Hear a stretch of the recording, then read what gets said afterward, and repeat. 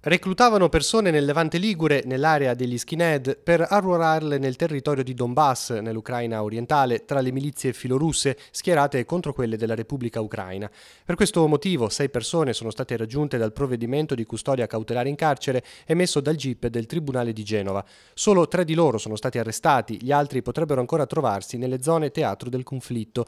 L'indagine è partita nel 2013 ed è stata condotta dai carabinieri del ROS. I reati contestati sono i reati di reclutamento o arruolamento con corrispettivo di lucro in organizzazioni militari o paramilitari che svolgono la loro attività all'estero e nel reato di attività militare vera e propria. Questi reati sono previsti da una legge speciale del 1995 che l'Italia ha approvato ratificando una convenzione dell'ONU del 1989 che punisce appunto il mercenariato. Secondo gli inquirenti, gli arrestati erano in contatto con un sodalizio attivo pubblicamente nell'assistenza umanitaria verso le popolazioni del Donbass, vittime della guerra civile del 2014, sodalizio che operava di nascosto nel reclutamento di mercenari.